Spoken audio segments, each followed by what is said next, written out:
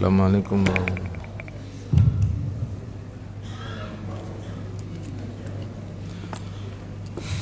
Assalamualaikum warahmatullahi wabarakatuh. Alhamdulillah, salatu wassalamu ala nabiyina Muhammad wa ba'du. Alhamdulillah, mari kita mulai duduk ibadah kita pada pagi menjelang siang ini dengan bertakwa kepada Allah, bersyukur kepada Allah Subhanahu wa taala karena kita diberikan kenikmatan, kemudahan serta kenyamanan. Kenyamanan yang sering kita lupakan bahwa subuh hujan seperti ini itu menurut saya masih nyaman ya, daripada Bapak Ibu tinggal di bursa Turki gitu. Jadi tiap pagi salju gitu ya, terus sholat subuh. Nah, gitu ya. Kalau di sini kan cuman ya gerimis, ya banjir dikit barangkali lah. Masih enakan di Duta Indah daripada di Turki, mungkin seperti itu. Atau yang lebih ekstrim, Bapak Ibu pergi ke Jepang yang udaranya sering minus sampai 6 gitu ya. Wah, itu lebih susah. Tapi mereka harus sholat subuh. Kalau kita kan alhamdulillah cuman gerimis dari tadi malam sampai pagi hari ini gerimis. Ya yang nggak kuat-kuat iman paling kan nggak jamaah sholat subuh kan gitu Bapak Ibu. Ini nikmat yang sering kita lupakan. Apa namanya? Nikmat geografis ya. Jadi bahwa kita dikasih anugerah negara yang udaranya menurut saya jauh lebih enak dibandingkan di negara tempat lain gitu. Pagi hari ini kita akan melanjutkan ngaji kita tentang apa ini Bapak Ibu? Takabur ya. Bab tabqiyatullahu ta'ala lil jababir. Kemarin sudah kita baca prolognya. Sekarang kita pengen baca tafsirnya tentang Al-Jabbar. Allah itu maha memaksa, Allah itu maha takabur. Wa tafsirul jabbar fi haqqillahi ta'ala alladhi jabbara ibadahu ala ma arada. Yang dimaksud dengan Allah maha memaksa itu adalah untuk haknya Allah ya, kepunyaan Allah, miliknya Allah adalah bahwa Allah Subhanahu wa taala itu bisa memaksa hambanya atas apa yang diinginkan oleh Allah. Jadi kalau Bapak Ibu punya keinginan, tidak usah dipaksakan. Soalnya keinginannya Bapak Ibu itu ada limit dan batasnya. Saya percaya kalau Bapak Ibu tuh pengennya kaya semua, itu saya percaya. Tetapi kan ada limitnya. Saya juga percaya kalau Bapak itu anaknya pengennya tuh jadi dokter semua, itu saya juga percaya itu. Cuman kan kemampuan akal anak kita kan beda-beda. Nggak usah dipaksa, Pak. Nanti kalau dipaksa berarti kita memaksa takdirnya Allah dan dampaknya pasti negatif. Nah, memaksa itu artinya di luar kendali pemikirannya kita. Udah nggak usah dipaksa. Yang disuruh oleh Allah kan hanya sekedar berusaha, berikhtiar. Habis itu ngapain? Tawakal. Ya nggak usah dipaksa. Ada orang haji marah-marah ya, sudah kita ceramahin, nasihatin, wah masih marah-marah juga ya, saya nyerah lah Pak, ya saya sudah habis ilmunya, sudah saya nasihatin, sudah tak kasih tahu ilmunya, tapi Bapak begitu ya monggo aja, silahkan aja, silahkan diteruskan emosinya, dilanjutkan marahnya. Nanti tinggal kita tunggulah bagaimana Allah mau menilai di antara kita, antara saya dengan Bapak. Bapak marah monggo, mau ngelempar batu ya monggo, apalagi pakai berani mukul ya silahkan. Itu jadi pembimbing itu begitu, nggak usah dipaksa. Itu ada lagi sekarang modelnya orang pergi ke Mekah itu gini, pakai ilmu tekstual. Wah, serba haram gitu ya. Jadi kalau sekarang kebijakannya Saudi itu untuk tawaf di Sokhnul Mataf itu harus pakai ihram. Jadi kalau ada jamaah mau tawaf sunnah di Sokhnul Mataf gitu ya, pakai celana dalam misalnya, hukumnya haram katanya. Wah, gitu ya. Hatta mau tawaf wada saja, tawaf wada ini juga sunnah, sementara mereka sedang umroh wajib, nggak boleh tawaf wada di bawah, wajib di atas. Wah, ilah. Ya akhirnya yang enak itu pembimbingnya kalau begitu, disuruh baca doa, katanya doa sendiri-sendiri saja. Wah, ilah. Wah macam-macam sekarang itu, yang kayak gitu-gitu itu ada sekarang. Jadi kalau Bapak Ibu pengen enak, mungkin saran saya ikut umroh yang modelnya kayak begitu. Jadi nggak terlalu capek gitu Bapak Ibu. Ya umrohnya cukup sekali gitu ya. terus nggak usah ke Ka'bah gitu ya. Jadi semuanya serba lelah insyaallah. Bagaimana caranya tawaf sunnah di lantai 2 Bapak Ibu? Bapak Ibu tahu rasanya itu 1,5 jam mungkin baru selesai itu. Dan ya mestinya capek. Jadi bahasa memaksa itu hanya Allah yang bisa maksa kita. Contohnya apa? Kalau ada orang sesombong apapun, sekuat apapun, sekaya apapun, itu Allah sanggup memaksa orang ini bisa menjadi hina, bisa jadi minta tolong, dan pasti akan nyebut nama Allah. Dulunya nggak pernah kenal, ujung-ujungnya dia akan sebut nama Allah, astagfirullah. Karena kenapa? Sudah nggak ada yang bisa dimintain pertolongan selain Allah. Ada orang kaya banget itu, Allah sanggup maksa dia jadi miskin dengan kuasanya Allah. Usaha dengan berbagai macam sudah dia kerjakan macam-macam, tapi karena judulnya sombong, Allah bisa hinakan orang tersebut dengan caranya Allah juga.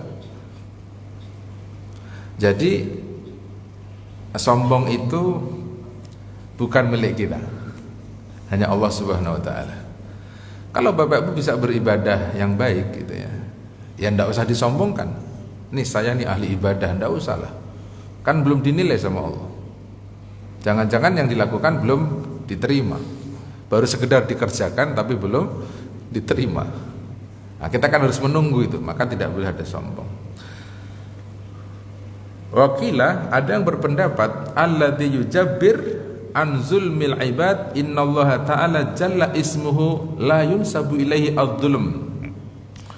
Ada yang berpendapat bahwa Allah itu yang memaksa hambanya untuk tidak berbuat zalim. Artinya kalau ada orang berbuat zalim itu, kezaliman itu hanya dimiliki oleh Allah. Ini kan tidak dipintai pertanggungjawaban, Pak. Ketika menentukan sesuatu, mentakdirkan sesuatu, tidak akan pernah ditanya punishment-nya. Tapi kita yang akan ditanya, kenapa ada zalim? Zalim itu menganiaya diri sendiri. Zalim itu dalam versi bahasa Arab yang paling populer adalah watu syai'in fi ghairi mahalli, meletakkan sesuatu yang bukan pada porsinya. Itulah zalim. Kita ini hamba, tugasnya cuma satu, beribadah. Itu Allah itu adalah pencipta yang akan memberikan apresiasi atas ibadah itu. Sehingga kalimatnya dibagi satu-satu, iyyaka na'budu wa iyyaka nasta'in. Jadi Bapak Ibu silahkan beribadahnya kepada Allah, nanti Allah yang akan memberikan apresiasi. Dalam hal ini adalah pertolongan begitu. Sehingga betul kata Imam Ibnu Katsir menyatakannya apa? Ya al ibadatu hiyal ghayah wa nasta'inu hiyal wasilah. Kita ini hanya beribadah saja. Sampai-sampai orang yang sudah niatannya mau beribadah itu, hal-hal yang tidak rasional menjadi rasional, yang tidak mungkin jadi mungkin, karena tujuannya ibadah. Maka Bapak Ibu dari awal menikah dulu dikasih tahu, silakan menikah karena Allah. Menikahlah karena nikah itu adalah ibadah, gitu loh Bapak Ibu. Sehingga semua kegiatan yang dimulai dari nikah itu semuanya ibadah. Ya pusingnya, ya capeknya, ya lelahnya, ya sedihnya, ya susahnya, ya jauhnya, itu semuanya ibadah. Dan saya tahu persis Bapak Ibu tuh sudah beribadah di situ tuh banyak. Nah, kalau mau ibadah yang paling hebat, tanya orang yang sudah menikah. Kalau orang yang belum menikah kan nggak bisa ditanya. Ya tahu? Jadi kalau kita sudah menikah maka bersyukurlah, karena dalam nikah itu isinya adalah faqad kamula nisfu dini. Separuh agamanya Bapak Ibu sudah sempurna. Selebihnya silahkan dicari di luar nikah, gitu. Maka Bapak bersyukur kalau bisa menikah lalu punya istri cerewet, Bapak sabar dapat pahala, ya tahu? Ada anak disekolahin, maunya suruh bener ternyata belum bener, nah ibadah mikirin anak gitu. Seperti ini pagi hujan, itu enaknya tidur, anak harus sekolah harus diantar, kan gitu. Itu ibadahnya begitu-gitu tuh Pak. Dan itu luar biasa tuh. Dan itu nggak bisa dikerjakan sama orang yang belum menikah. Mau nganterin anak siapa? Dia belum menikah. Ya toh, maka Bapak bersyukur bisa beribadah gitu. Jadi kalau jangan sampai di dalam nikah ini ada kezaliman. Yang harusnya disayangi disakiti, kan gitu toh. Yang harusnya diberi malah tidak diberi, kan gitu toh. Yang harusnya diperhatikan malah tidak diperhatikan. Nah, itu jangan ada kezaliman lah seperti itu. Kemudian apa? Li'anna haddu dzulm wa tu'syain fi ghairi mawdi'ih. Karena batasannya zalim itu Bapak ya adalah meletakkan sesuatu tidak pada tempatnya. Li'anna dunya wal akhirah mulku lillah. Sesungguhnya dunia dan akhirat ini adalah milik Allah. Milik Allah. Wal jabbar minal ibad huwa adh-dhalim alladhi yada'u syai' fi ghairi mawdi'ihi. Orang yang takabur, hamba-hamba yang takabur adalah yang menzalimi, yang meletakkan sesuatu tidak pada tempatnya. Ya'khudhu ma laysa lahu bihaqqin wa yuradduhu ila ma qad malakahullah. Orang ini mengambil sesuatu tidak dengan cara yang benar dan mengembalikannya kepada apa yang sudah hanya dimiliki oleh Allah. Ini kalau saya ini Bapak Ibu cerita anak pinter sama nggak pinter lah ya. Bapak Ibu punya anak 4, saya anaknya 4. 1, 2, 3, 4. Ini anak saya 4 itu beda-beda. Ya ada yang pinter banget tapi tiba-tiba sakit terus tidak jadi pinter kan gitu-gitulah ya. Di pikirannya saya dan istri saya itu sudah sama, bahwa anak itu tidak boleh dinilai dari pinternya.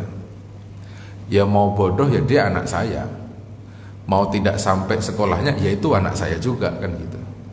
Nah itu takdir akhirnya dia sampai di mana itu kan punya Allah, itu bukan punya saya. Jadi kalau idealnya saya tuh punya anak, wah pengennya jadi ini, jadi itu kan pengennya kita. Setelah diupayakan tiba-tiba berhenti, tidak sampai, nah itu mulkulillah, itu punya Allah itu. Ada juga di sisi yang lain yang nggak pernah dipikirkan ternyata kok terjadi.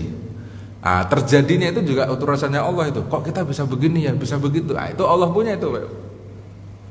Jadi kalau kita coba mau merubah, memaksakan yang sudah kepunyaan Allah, nah itu namanya kita sombong. Orang itu zalim tidak pada porsinya. Oh ini kuasanya Allah. Gitu.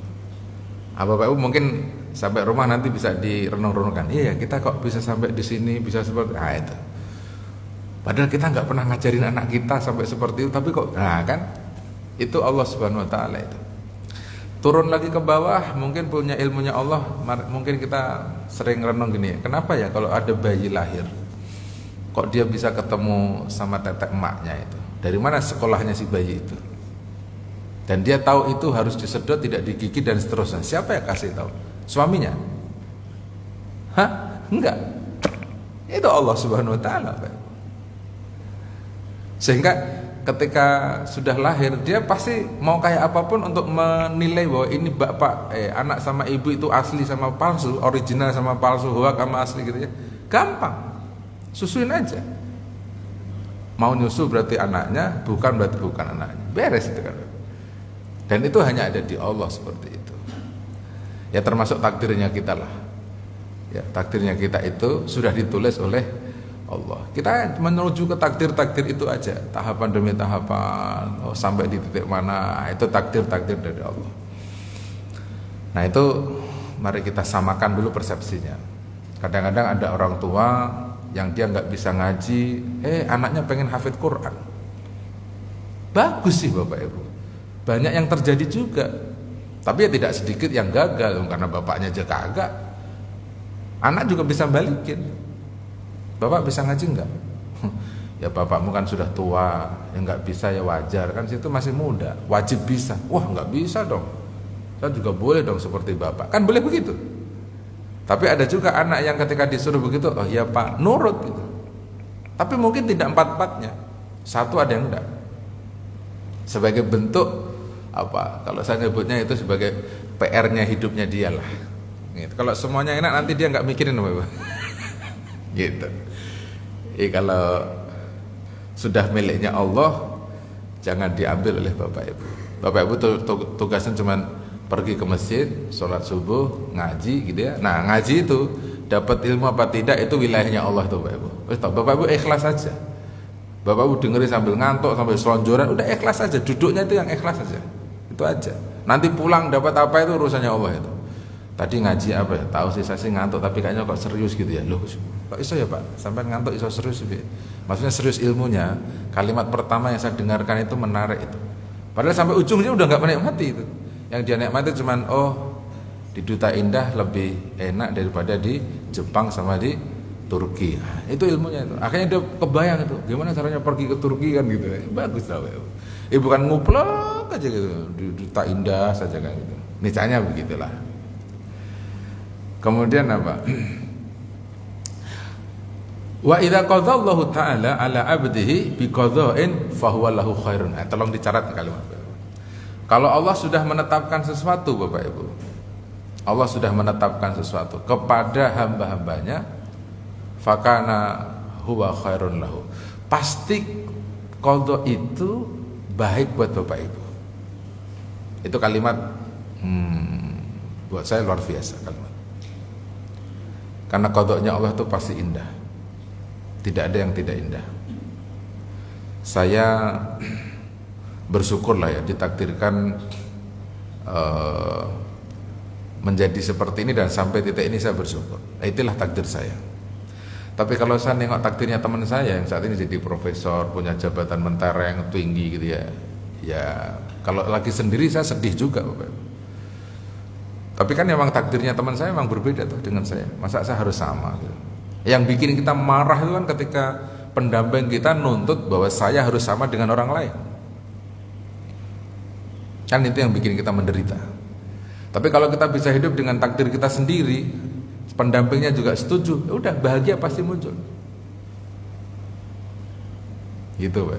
Kan misalnya ada takdir orang kita suruh sama, kan nggak bisa kan?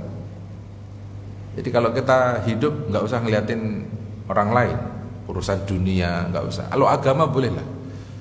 Kalau dunianya nggak usah. Urusan pangkat apa nggak usah. Karena takdirnya pasti beda-beda. Nanti kalau semuanya takdirnya bapak seperti saya jadi guru ngaji, terus yang jadi jamaah siapa? Lah iya tak? Takdirnya sudah harus beda-beda. Udah takdirnya kita jadi jamaah ya jamaah. Takdirnya jadi guru ngaji ya guru ngaji. Gitu. Ada lagi di jamaah ini kan juga takdirnya macam-macam. Ada yang kaya, ada yang setengah kaya, ada yang miskin. Ini udah takdirnya jemaah. Sehingga untuk menyelesaikan kegiatan yang macam-macam itu ya butuh orang kaya memang. Gitu. Ada hadis Nabi Bapak Ibu. Riwayatnya di Abu Hurairah ya. La yukmilu lil mu'min imanahu hatta yara anna alladzi qadahu Allahu alaihi aulahu khairun lahu minalladzi arada li nafsi. Tidak sempurna ya imannya seorang mukmin sampai dia punya ilmu, punya pemahaman, mindsetnya itu annalladzi qadahu Allahu alaihi aulahu khairun lahu. Sampai orang ini punya pemahaman, punya prinsip hidup, punya keyakinan bahwa takdirnya Allah atas orang mukmin itu baik buat dia. Minalladzi arada nafsahu, daripada yang diinginkan oleh dirinya sendiri. Keren kan hadisnya Bapak Ibu? Ya tadi saya yakin Bapak Ibu itu pengennya itu ya kaya semua. Itu keinginan pribadinya Bapak Ibu. Tapi takdirnya Allah itu loh. Nanti kalau semuanya sama bagaimana? Kalau semuanya cakep-cakep bagaimana yang jelek kan gitu. Kalau semuanya nanti malam terus siang bagaimana? Makanya siang malam itu kan nggak boleh ditemukan Bapak Ibu. Jadi kaya tidak boleh kaya semua. Nih satu majelis masjid ini semuanya dermawan. Waduh repot Bapak Ibu. Paling berantem tiap hari, yang dermawan pengen ngasih sarapan mulu tiap Sabtu. Ya tak? Dermawan itu bermasalah juga. Kebanyakan orang dermawan itu bisa jadi masalah. Contohnya mana? Di Kuba. Pada waktu Nabi Muhammad SAW datang ke Kuba, pengen bangun masjid, semuanya ngasih tanah, harus diambil. Dari 20 sahabat itu ngasih tanahnya harus dibangun masjid. Nabi ngambil apa enggak? Halo? Nabi bangun masjid di Kuba enggak? Kagak Pak Ibu. Kagak ada yang diambil. Itu karena kebanyakan orang dermawan. Masalah.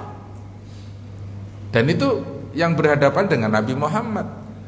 Apa positifnya? Lah itu. Apa baiknya? Kalau satu dari 20 sahabat diambil satu, yang 19 itu pasti kan tersakiti tuh Pak.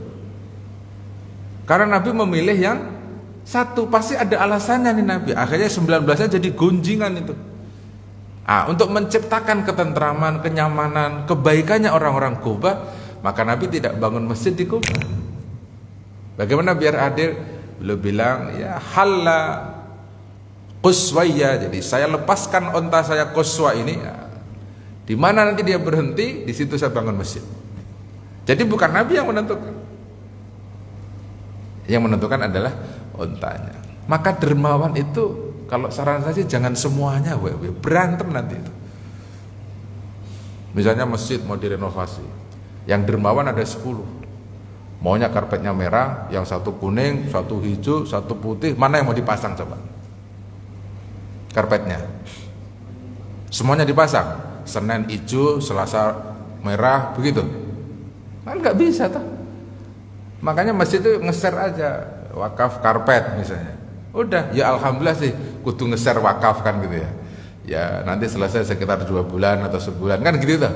Artinya belum pernah ada orang berantem gara-gara dermawan gitu loh. Belum ada yang berantem itu. Nah, itu kalau sudah dermawan kebanyakan ternyata masalah juga. Makanya ditakdirkannya beda-beda. Waktu di blessing tentang wakaf karpet, ya ada yang dengerin, ada yang baca, ada yang minta maaf, ada yang ya yang penting menikmati kan gitu ya. Wah itu takdirnya udah beda-beda. Apakah masuk surga semua? Saya yakin sih masuk surga semua ya. Dengan catatan tadi ilmunya beda-beda. Yang minta maaf karena memang tidak ada, ya toh?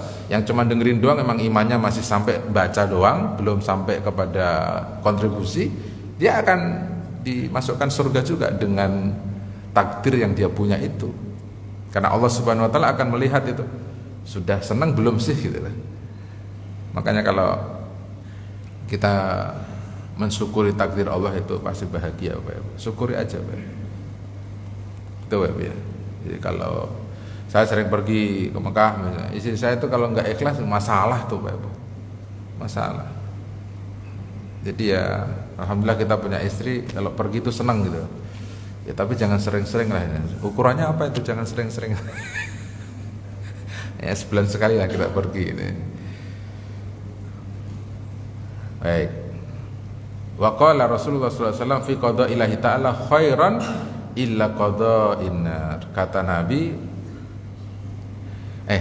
kata Allah, firman Allah Subhanahu wa taala, apabila Allah menetapkan kepada hambanya maka semuanya baik kecuali qada masuk neraka itu jelek.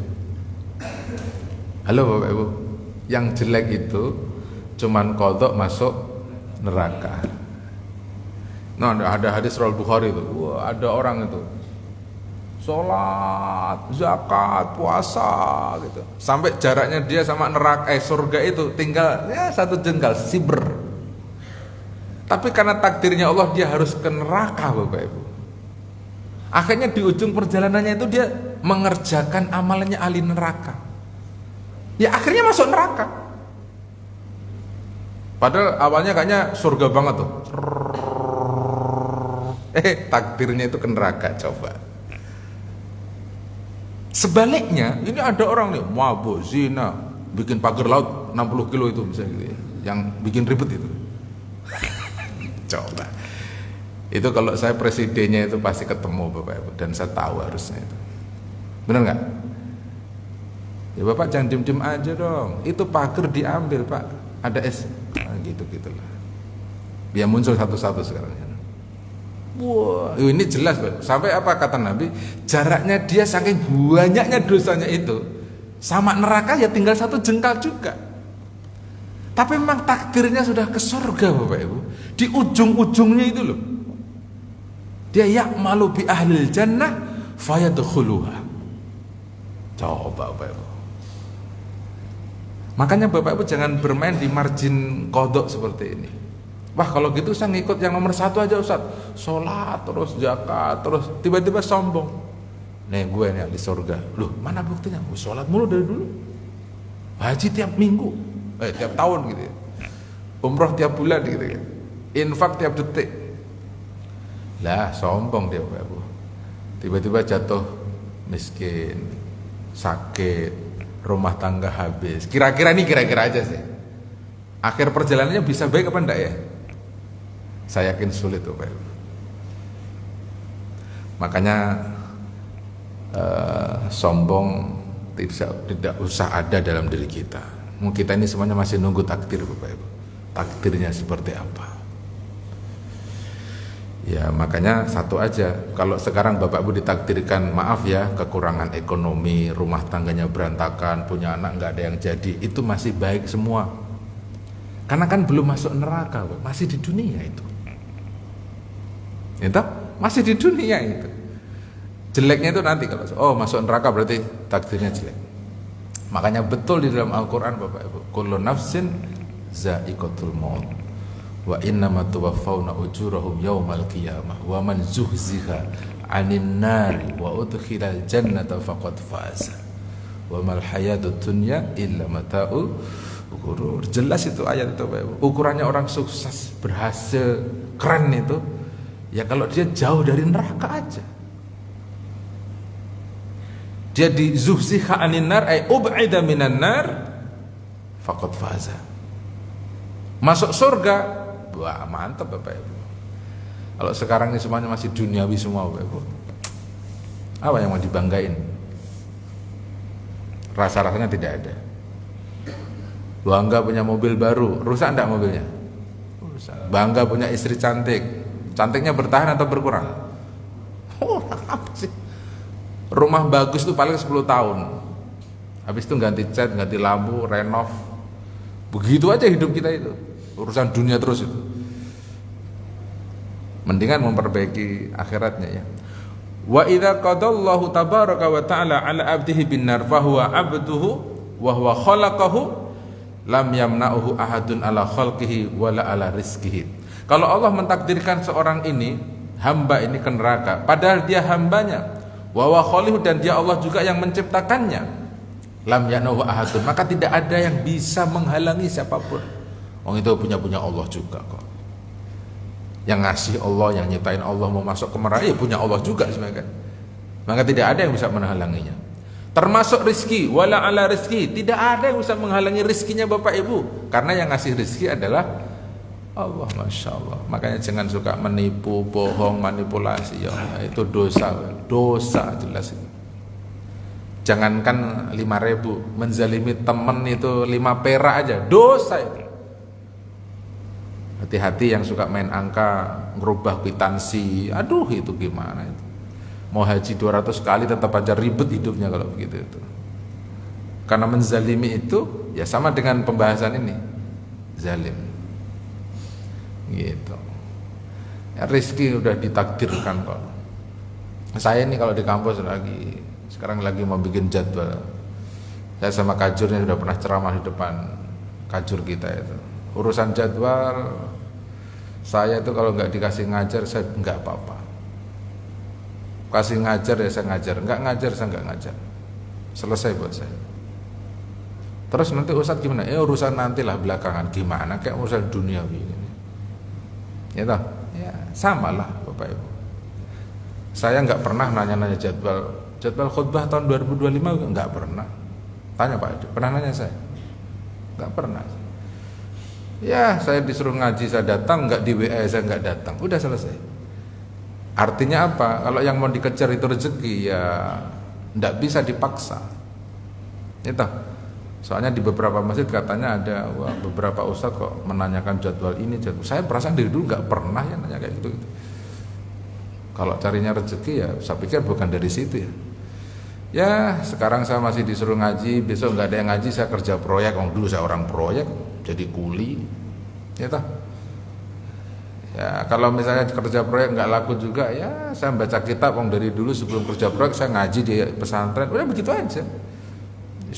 Sesimpel itulah Bapak Ibu. Kita punya profesi apa ya ditekuni aja. Yang penting prinsipnya itu masih di dunia. Cukup nggak cukup ya di dunia, kaya miskin ya di dunia gitu maksud saya. Pokoknya jelek itu cuma masuk neraka aja deh. Dan itu masih nanti, itu belum ada di Duta Indah tahun ini, belum ada. Wah kamu sengsara, kamu menderita, nggak ada. Kamu masuk neraka kan belum nerakanya, masih nantilah. Bapak kok kayaknya ngomong neraka, udah tahu neraka? Ya belum juga sih. Ya udah sama-sama belum tahu aja kok. Kalau bapak memang sudah rindu ke neraka ya duluan, bolehlah saya belakangan, kan gitu tuh. Neraka mau diomongin, ngomongin surga lebih baik lah Bapak Ibu, ya. Dah, apa lagi yang tidak bisa dihalangi? Takdir sama rezeki. Wa huwa yaf'al ma yuridu wala yusyriku wala syarikun lahu fil mulkihi. Allah itu mengerjakan apa saja yang dipingini oleh Allah. Sementara Bapak Ibu itu harus mengikuti keinginan nafsunya, kan itu aja masalahnya. Makanya Bapak Ibu kalau mau terbang ke Mekah tiba-tiba nggak jadi, sedih boleh, tapi stres jangan, gitu Bapak Ibu. Mau terbang ke Mekah gitu ya, mau haji tiba-tiba gagal gitu, mau pergi umroh nggak jadi gitu, sedih boleh, stres jangan, marah sama Allah jangan itu takdir baiknya Bapak Ibu. Karena pesawat yang mau terbang ke Mekah di hari itu ternyata jatuh misalnya, coba Bapak mau ngomong apa? Lah bener kan? Lion Air nyusruk waktu itu ya, yang di Bekasi nih, yang terbang, yang bersyukur itu kan yang telat di tol itu kan, yang dari Cikarang mau ngejar pesawat ternyata macet total, nggak jadi dia naik pesawat. Berarti takdirnya memang harus hidup itu orang. Coba kalau dia ngejar sampai mati juga, gitu. Ada sarapan, wah nggak kebagian, nggak usah marah-marah. Jangan-jangan sarapan yang dimakan kita hari itu bikin penyakit semua misalnya. Kita bisa bilang dong, alhamdulillah hari ini saya nggak kebagian. Ada nggak orang begitu? Susah kan? Yang ada kan kudu nafsu semuanya dapat sarapan toh. Oh kalau saya enggak. Jadi kalau ada orang makan prasmanan gitu ya, ngantri di kondangan, oh, saya enggak ikut. Di mana saja lah ya, bukan hanya kondangan. Makan ngantri saya cenderung tidak. Terakhir saya mungkin dari mana, Jogja yang agak menyedihkan. Itu ada Hotel Generalan itu kan bintang 5 itu. Sekelilingnya itu ada stand-stand makanan enak-enak itu ya. 3 kali saya ingat saya mulai dari pagi, siang, malam mencoba ke tempat itu. Namanya itu ayam bakar Mbah Kroto ya itu. Tolong diingat, ayam bakar Mbah Kroto. Itu penuh Bapak Ibu. Penuh, panjang antrinya itu. Selidik punya selidik sama Google-nya ulasannya itu, ini ayam bakar terenak, terlezat, teramai di kota Yogyakarta. Ngeri itu Pak Ibu. Ya alhamdulillah saya nggak jadi makan Pak Ibu. Antrinya panjang Pak Ibu. Yang kelihatan di luar itu 1 kilo, yang ngantri duduk di dalam itu mungkin ada 1000 kali muter-muter gitu. Ilah ini gimana makanya kata saya kayak gitu-gitu mendingan nggak makan, cari yang lain aja lah, ngapain sih. Akhirnya makan warteg saya di Jogja Pak Ibu. Habis gimana, warteg yang sepi gitu ya, udah makan warteg aja lah. Kenapa begitu ya? Ya belum tentu yang dimakan orang banyak enak. Menurut saya itu enak, kan belum tentu juga itu. Karena kita belum tahu seleranya masing-masing orang. Kenapa kalau dia enak gitu? Nah, itu caranya biar bahagia Bapak Ibu. Jadi tidak emosi, marah, kesel gitu. Enggak usah lah, biasa-biasa aja Bapak Ibu. Ya karena takdir yang ditutuskan oleh Allah itu semuanya baik. Yang jelek cuma satu Bapak Ibu ya. Apa tadi? Masuk neraka. Itu masih nanti. Maka mari kita berbahagia. Ya toh? Mari kita bahagia. Allah Subhanahu wa taala berfirman, "Ya ibadi." Jadi kalau rezekinya yang nentuin Allah, takdirnya yang buat Allah, ya toh?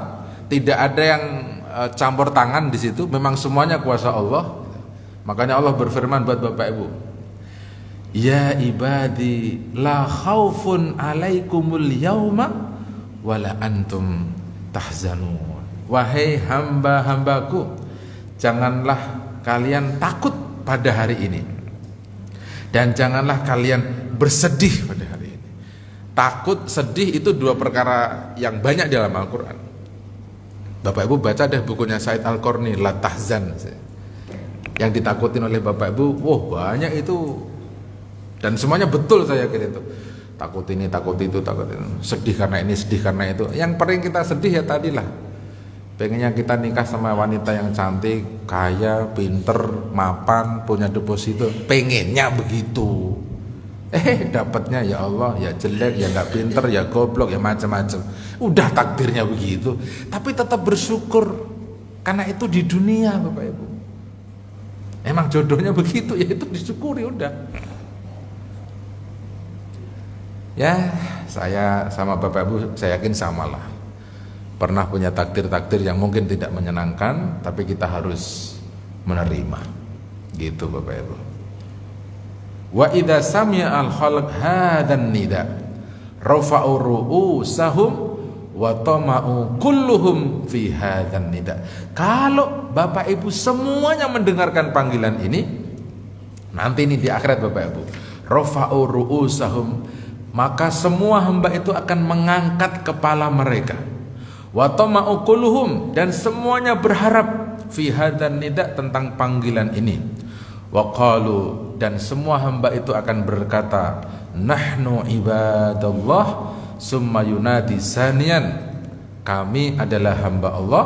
Kemudian dipanggil yang kedua, alladzina amanu bi ayatina wa kanu muslimin, orang-orang yang beriman dengan ayat-ayat kami, mereka akan menerima ayat-ayat kami, menerima keputusan kami, setuju keputusan kami. Itu orang yang beriman tuh begitu. Emang udah takdir saya, udah begitu dah. Bisa Bapak Ibu ya? Nanti pulang dari sini, istri tiba-tiba lupa nggak bikin sarapan, Bapak Ibu bilang apa? Alhamdulillah, istrinya ditakdirkan lupa bikin sarapan. Coba dites begitu. Tapi kalau istri lupa bikin sarapan, Bapak langsung banting piring, berarti ngaji dari tadi itu nggak ada manfaatnya Bapak Ibu. Baru takdir lupa istri sarapan aja kok ngamuk. Aku ngasih duit tiap hari buat apa? Emang dari tadi ngapain aja waktu saya ngaji? Wah ilah. Lah kan kita juga punya takdir yang lain katanya. Ya, ngurusin anak tuh. Anakmu begini begitu. Wah, anakmu lu dari alasan. Itu kalau istrinya kesel Bapak Ibu, saya yakin dijawab itu. Kalau gitu besok gantian. Saya yang kuliah subuh, situ ngurusin anak. Nah, gitu pasti itu coba. Bapak bisa begitu? Kan nggak bisa juga. Ini jangan meremehkan urusan anak Bapak. Ini urusan anak, ini urusan serius ini. Orang mandiin aja gak bisa pakai marah-marah. Kan anak kecil gimana caranya ngurus anak kecil? Kan nggak bisa stabil itu. Ya kadang begini gayanya, kadang begitu modelnya. Ya kita harus nerima dong. Maka kalau istri punya dalil ya harus diterima. Gitu. Jadi bukan ego gitu. Bukan nafsu. Nah, misalnya begitu ya.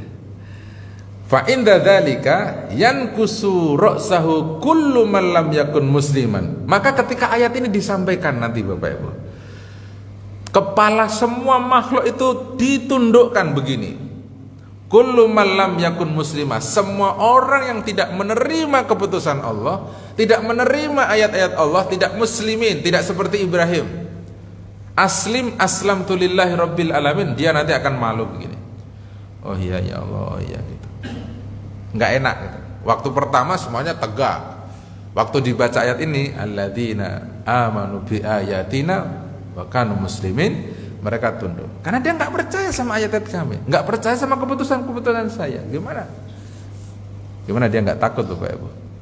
Dia takut semuanya Bapak Ibu.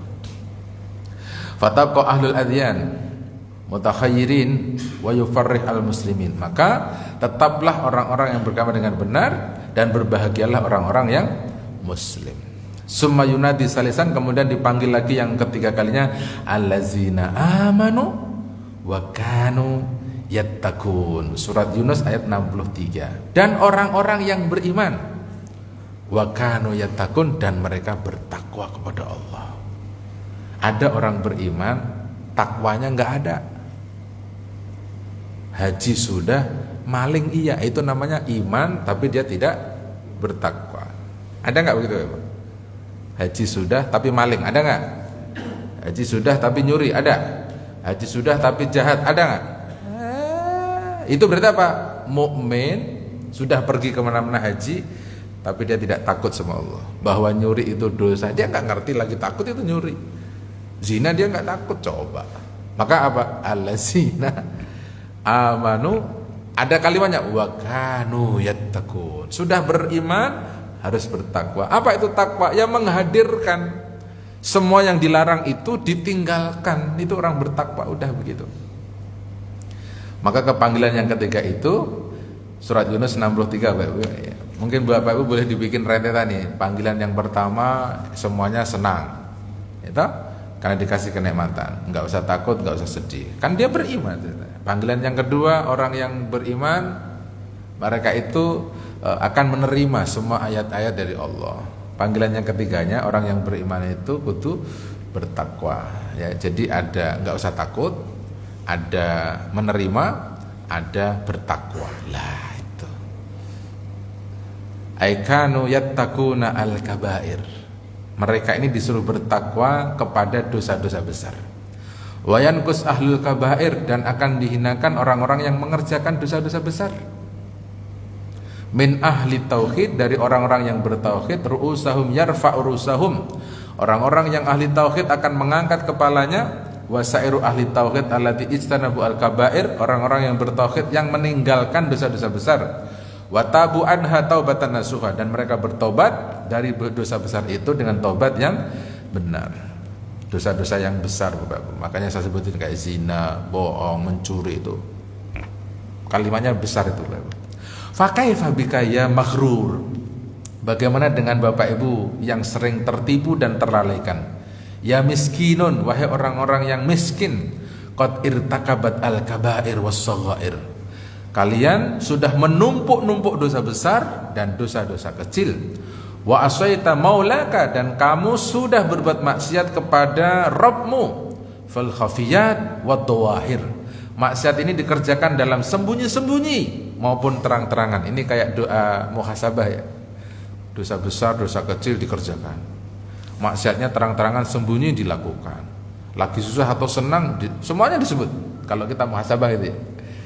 Wa abqayat wa aiqanat annaka mas'ulun yauman tublas sarair. Sementara Anda punya keyakinan bahwa kamu akan dimintai pertanggungjawaban pada hari semua makhluk itu dikembalikan. Minal uqubat ala dzalikal khatul jazil al-wafir. Dan Bapak Ibu akan menerima dampak-dampaknya atas perbuatan yang dikerjakan oleh Bapak Ibu secara sempurna. Artinya tidak ada yang dikurangi sedikit pun. Semua kebaikan sekecil apapun diapresiasi. Kemudian ada syair asaitullahi alwanul ma'asi ka'anni lastu awqanun bil qasasi famalila anuhu ala dunubi wa abqa yauma yu'khadhu bin nawasi. Aku telah bermaksiat kepada Allah dengan berbagai macam kemaksiatan. Maksiatnya sekarang itu ya Bapak Ibu, mungkin ya lewat online kali ya, ribut di grup WA kayak gitu-gitu ya, berantem di grup WA gitu-gitu kali. Itu termasuk maksiat kali ya. Tengah malam baca grup WA gitu maksiat kali itu ya. Apa namanya itu? Maksiat digital ya hacker lah, apalah kan gitu ya. Pokoknya bikin sesuatu yang ya mungkin viral secara duniawi tetapi akhiratnya tidak begitu ya. Yang penting viral dulu lah gitu ya. Jadi maksiat itu selalu berkembang sesuai dengan zamannya. Itulah maksiat Bapak Ibu. Padahal saya yakin semua peristiwa yang terjadi nanti akan ditanyakan kepada saya. Saya tidak pernah tahu seperti ini, maka saya menyesal atas dosa-dosaku. Dan aku menangis pada hari ini karena akan diambil dari ubun-ubunku bin nawasi. Artinya apa? Semua yang dia lakukan akan dimintai pertanggungjawaban. Nasihat, fangdur nafsik. Tolong perhatikan diri kamu sendiri. Ya miskinun, ya dhaiful iman, wahai orang-orang miskin. Ya dhaiful iman, orang-orang yang lemah imannya. Wal yakinu qabla khululin nadam, dan yakinlah sebelum datangnya hari penyesalan. Wa zawalin ni'am, dan hilangnya seluruh kenikmatan. Wa nuzulin naqam, dan datangnya cobaan dan ujian. Haitsu la yanfa'u anadam, sehingga datang hari tidak bermanfaat penyesalan. wasta'iddu lis-su'al wa tahayya'u lil jidal, dan kamu akan segera ditanya dan akan segera berhadapan dengan Allah Subhanahu wa taala. Qala Allahu al-kabir al-muta'al, Allah Subhanahu wa taala berfirman kepada Bapak Ibu, surat An-Nahl ayat yang 111, yauma ta'ti kullu nafsin tujadilu an nafsiha wa tuwaffa kullu nafsin ma 'amilat wa hum la yudlamun. Bapak Ibu akan segera berantem dengan Allah, ribut dengan Allah, jidal sama Allah. Kenapa? Karena Allah bilang kamu begini, kamu begitu. Kitanya mengelak, aku enggak begitu, aku enggak begini. Cuman Allah punya print out-nya itu, keluar cret gitu. Bapak mau ngomongin apa coba? Pada hari manusia masing-masing jiwa akan datang, tujadilu an nafsiha, dan dia akan memerangi dirinya sendiri. Artinya dia mengerjakan ini tapi ngakunya tidak. Dia mencuri ini katanya tidak. Itu kalau di dunia bisa itu Bapak Ibu, namanya manipulasi. Itu Allah kan belum hadir di dunia itu Bapak Ibu. Ya, dia penting untung aja kan. Wah, seneng kan gitu Bapak Ibu. Nanti di akhiratnya muncul itu. Ini yang ganti kwitansi bodong ini siapa? Ya, kadang-kadang kita kan sebel gitu ya kalau belanja material itu. Kwitansinya mau dibikin sendiri atau dibikinkan katanya. Dikosongin aja. La ilaha illallah. Yang kayak gitu-gitu tolong hati-hatilah Bapak Ibu. Kadang-kadang kita dikasih peluang enak itu kan. Ya dia yang buka peluang, kitanya mau kan gitu tuh itu. Enggak lah Pak, sesuai aja memang harganya 10.000 ya 10.000. Enggak usah di markup 10.500. Memang cuma 500 sih Bapak Ibu. Tapi kalau kali 1 juta, belinya semen misalnya kali 1 juta semen, kali 10.000 juta semen misalnya, aduh, ya jumlahnya itu baru dari semennya, belum dari besinya Bapak Ibu. Harusnya besinya 16 yang full, dikasih yang banji, katakan gitu istilahnya, yang ada banji apa sih? Ya Allah, saklar yang harusnya Panasonic diganti saklar gambarnya Onyx, padahal bukan Panasonic. Aduh, mana udah haji lagi kan bikin kesel saya kalau gitu. Itu udah haji, udah kerja udah haji kok kayak begini itu. Susah hidup sampai nanti. Senangnya sebentar, susahnya lama. Coba deh. Ya, kalau orang-orang yang sudah susah itu mungkin dia sedang bertobat itu. Udah lama dia salah. Jadi orang yang baik-baik aja Bapak Ibu. Bapak Ibu yang dirahmati Allah Subhanahu wa taala. Itu jam 7 bener ya Pak? Oh, jam 6 ya? Jam 6. Mana tadi? Sudah habis Bapak Ibu. Ada yang mau didiskusikan enggak sebelum ganti judul baru? Sa'iq wasyahid. Udah dapat ilmu belum? Bapak Ibu mau pulang bawa ilmu apa nih? Bawa ilmu takdir ya? Ya, sombong jangan, zalim apalagi. Enggak usah maksain kehendak lah. Bapak Ibu sekarang lagi dapat nikmat apa disyukuri, udah. Punya anak begini begitu, punya istri ini begitu, udah disyukuri. Itu masih di dunia semua itu. Jadi takdir jeleknya belum ada. Karena takdir jeleknya kita itu kalau ditakdirkan ke neraka. Udah, sekarang masih di dunia semua. Punya rumah banjir, alhamdulillah, yang lainnya belum punya rumah. Misalnya begitu, ya toh? Yang lain lagi takdirnya bahwa belum pergi haji, enggak apa-apa. Ono tetangga belum haji udah mati, kan Bapak masih hidup. Minimal masih bisa mikir mau pergi haji, kan itu pahala toh, Pak. Benar enggak? Nah, yang sudah mikir haji juga masih alhamdulillah ya tetangganya enggak bisa mikir. Kan gitu toh. Sehingga biar semuanya baik untuk Bapak Ibu. Nah, Bapak Ibu, pagi hari ini Bapak Ibu dapat ilmu apa? Al-Jabbar, Allah Maha memaksa. Allah maksa boleh enggak? Kenapa boleh? Yang menciptakan Bapak Ibu Allah. Yang mewujudkan Bapak Ibu dari enggak ada juga Allah. Jadi Allah mau ngapain aja boleh sama Bapak Ibu. Emang kenapa enggak boleh? Gitu ya. Yang enggak boleh maksa itu Bapak Ibu maksa ciptaannya Allah. Anak dipaksa begini, anak dipaksa begitu. Jangan. Kita ini hanya diminta oleh Al-Quran untuk menjadikan anak-anak kita jadi baik. Al-Quran kan sudah ngasih tahu, innama amwalukum wa auladukum fitnah misalnya. Anak duitnya Bapak Ibu adalah fitnah. Jadi Bapak Ibu kalau mau ngurusin anak itu harus dipastikan, oh ini fitnahnya saya. Ngurusin anak itu loh, sabarnya itu susah. Saya kadang-kadang kalau ngeliatin orang tua galak sama anak itu saya nyesek nangis gitu ya. Ya Allah. Ya misalnya saya pernah ngeliatin fakta ya, bapaknya mungkin mau buru-buru gitu.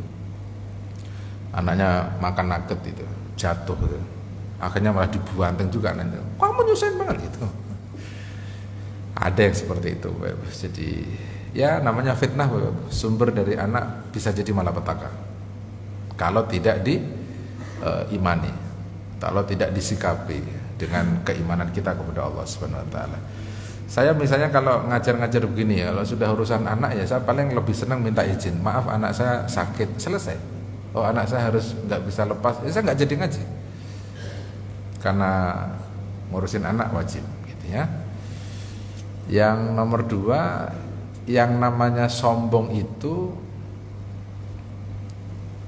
ya meletakkan sesuatu bukan pada tempatnya. Nah, sombong ya hubungannya sama kezaliman gitu. Kalau Allah itu berbuat, tidak akan ada pertanggungjawabannya. Bapak Ibu yang harus bertanggung jawab. Jadi Allah menentukan Bapak Ibu kaya ini itu, Allah tuh nggak akan ditanya, ya Allah kenapa sih saya kan pengen miskin, kenapa dibikin kaya sih? Itu nggak akan ditanya begitu. Yang ada kan kita sering sebaliknya, ya Allah saya kan pengen seperti orang lain, itu kan pengennya kita. Kenapa sih kok nggak dikasih?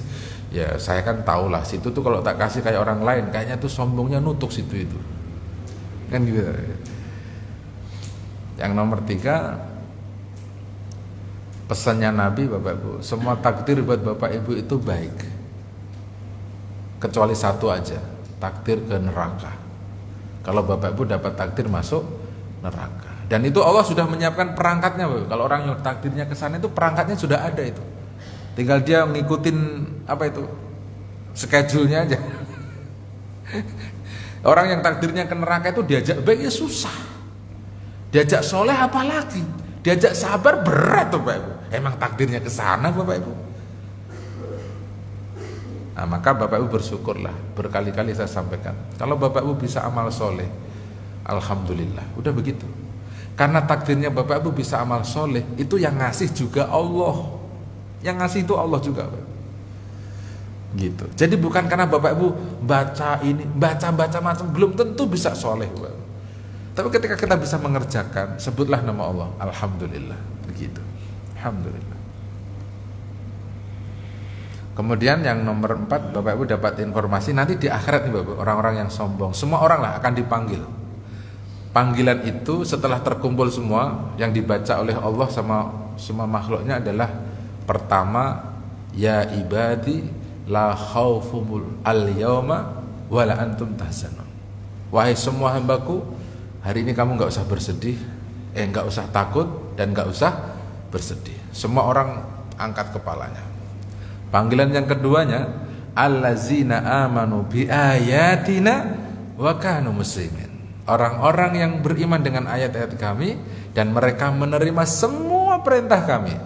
Mereka mulai terpola jadi 2 itu. Kan kalau sudah dikasih ayat ada 2 toh?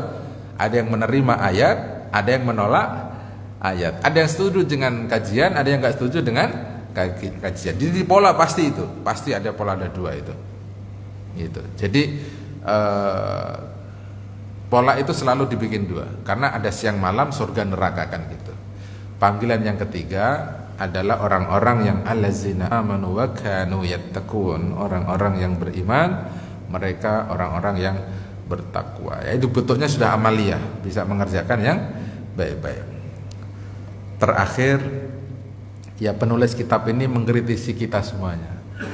Ya makrur, wa ya miskinun, wa ya dhaiful iman gitu ya. Wahai orang-orang yang sering ketipu sama dunia, ketipu sama takdir gitu ya. Wahai orang-orang yang miskin, bahasanya miskin ya. Sudah miskin pengennya itu kok baik semua gitu ya. Enggak dong, kita itu miskin ya harus nunggu sama Allah yang maha kaya kan. Kalau kita ini maha bodoh ya berarti nunggu sama maha pintar kan gitu. Kalau kita lemah nunggu yang maha kuat lah. Nah, selalu bergantunglah sama yang serba maha itu. yang memberikan takdir-takdirnya kepada kita. Jangan sampai ketipu, jangan sampai kebanyakan dosa, jangan sampai lalai, karena semua kelalaian dan dosanya kita nanti akan dipertanggungjawabkan dan dimintai pertanyaan oleh Allah Subhanahu wa taala. Begitu. Semoga ada manfaatnya. Saya mau ada acara nikah nih Bapak Ibu. Ini kalau suasana seperti ini, kalau orang nikah kan bahagia banget Bapak Ibu. Iya, yang nikah bahagia, kita yang agak repot datangnya kan gitu. Semoga ada manfaatnya, dan ini kayaknya ngaji terakhir sebelum puasa ya. Monggo semoga puasanya lebih baik.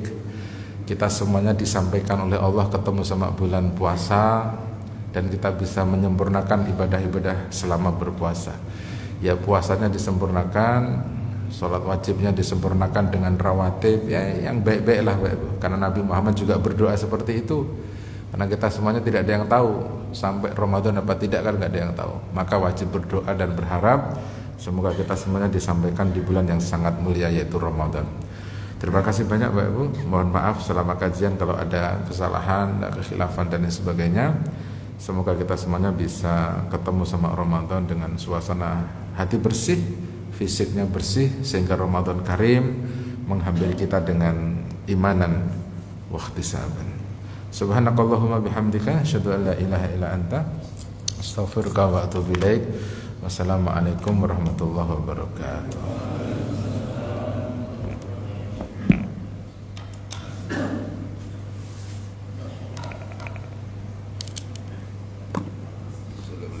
Assalamualaikum.